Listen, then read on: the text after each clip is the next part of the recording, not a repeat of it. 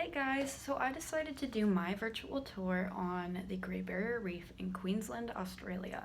So the concepts and competencies that I would like to cover in this lesson for the students would be to create a model showing landforms or create a book with descriptions and pictures of landforms. So for this one, I would personally like them to create a model of the Great Barrier Reef, which will be explained later.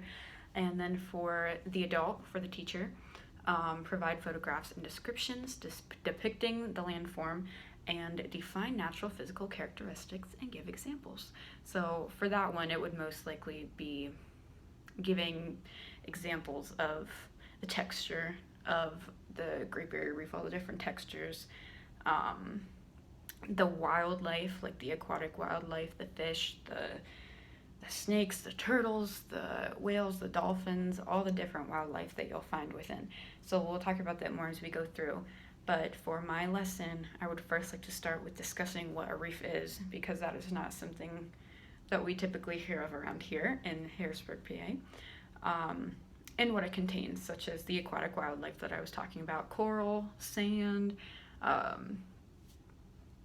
all the different things, and how reefs are found in the ocean. So reefs are in the ocean. That's where we can find them. After that, I will introduce them to the Great Barrier Reef, which is what we're looking at specifically, what it looks like, where it's located, activities people do there, how old it is, which is millions of years old, etc. So we will cover all of those bases, and then I figured I would include the vocabulary words I would like to use, which would be coral, aquatic, wildlife, prehistoric. So after that, we will then watch the virtual tour of the Great Barrier Reef that I will link below. And then as a class, for the assignment, the model I want them to create, I'm going to provide them with a huge sheet of blue paper. So that way we're covering the landforms of the reef itself and also the ocean. So I'm providing them with a big sheet of paper.